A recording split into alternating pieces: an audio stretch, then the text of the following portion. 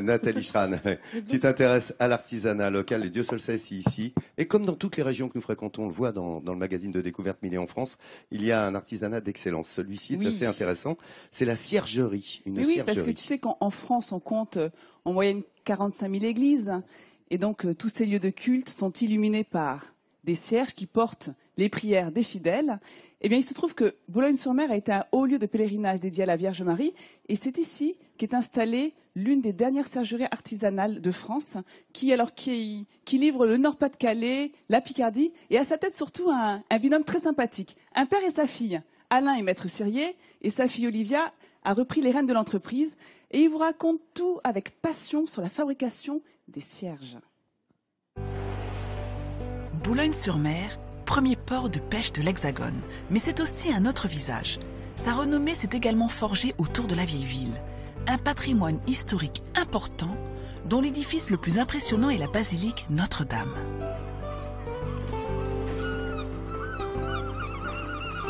Les vitraux laissent pénétrer la lumière comme nulle part ailleurs. Mais il y a aussi cette petite flamme qui donne cette teinte si chaleureuse. Les cierges sont un peu le cœur de la cathédrale. Marie-Thérèse en allume ici depuis 40 ans. Ça m'impressionne toujours autant. Voilà. Je pense que c'est pour tout le monde pareil, pour tous les visiteurs, c'est la même chose. Cette bougie si appréciée des fidèles, c'est l'œuvre d'Alain et de sa fille Olivia. Aujourd'hui, ils approvisionnent la cathédrale. Un client ordinaire pour ce tandem, mais plutôt insolite pour le commun des mortels. C'est vraiment un lieu très particulier, magnifique déjà par sa beauté et sa grandeur. Et puis c'est la basilique de notre ville, Boulogne-sur-Mer, dans laquelle on est installé. Donc la ciergerie de Boulogne, la basilique, c'est logique aussi que ça fonctionne ensemble. La fabrication a donc lieu à quelques kilomètres de là, dans cet atelier à Boulogne. Olivia est la directrice de l'entreprise. Elle est la gardienne d'un savoir-faire artisanal. Ce procédé débute avec une matière première utilisée depuis des décennies, le coton. Ce fil, c'est tout simplement la mèche de la bougie. L'autre matière utilisée, c'est la paraffine. Elle est chauffée à 80 degrés. À cette température, elle devient liquide. Elle est stockée dans une marmite dans laquelle on plonge les fils de coton à plusieurs reprises. En coulant le long du fil, elle refroidit, durcit et se fixe. Couche après couche, le diamètre de la chandelle grossit. Quand on la trempe, donc on trempe le coton, elle refroidit et donc elle durcit. Quand elle a refroidi, ça donne une épaisseur très fine de paraffine. Et ces épaisseurs vont s'agglomérer sur le fil de coton et donc vont épaissir à chaque bain de paraffine. Celui qui trempe les fils de coton dans la paraffine, c'est Ludovic. Ce dernier a 25 ans de maison. L'expérience compte beaucoup car les gestes sont certes répétitifs, mais très précis. Pour ce calibre-là, il faut à peu près une trentaine de passes. En temps, on va dire à peu près 3 quarts d'heure, suivant la température ambiante. Oui, la qualité, elle est là forcément. Hein. Comme on prend plus de plaisir, plus de passion à faire le travail, quoi. Une fois terminée, Marie-Christine s'occupe des finitions. Elle aussi travaille dans l'atelier depuis 25 ans.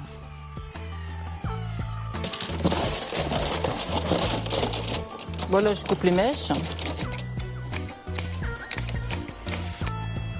Il ne reste plus qu'à percer la base du cierge pour pouvoir le poser sur un support.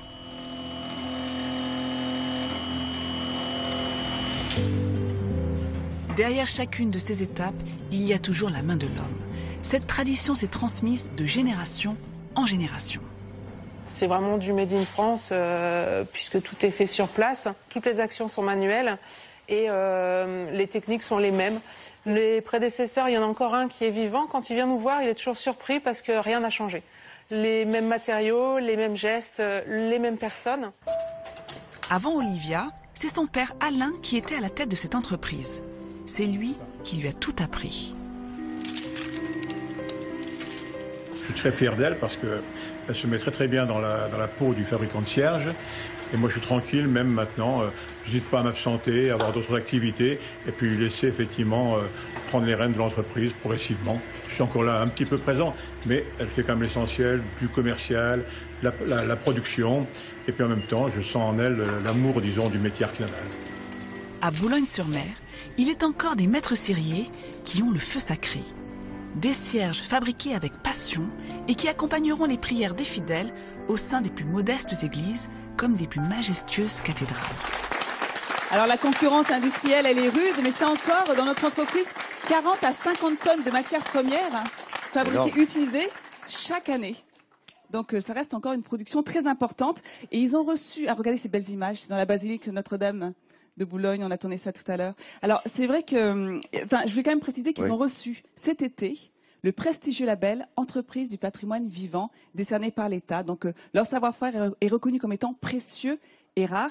Et j'avais envie de revenir aussi sur une autre pratique de l'entreprise, la personnalisation de bougies, pour vous montrer qu'ils ne font pas que des bougies liturgiques. Oui, regardez. Alors on part d'un ludique, logo, tout simplement. Donc l'avantage, c'est qu'on le travaille à l'ordinateur, donc on peut rajouter tout ce que vous voulez. Il n'y a pas de limite. On peut rajouter un prénom, une photo, une date. On utilise de la décalcomanie. Donc on trempe notre logo dans de l'eau.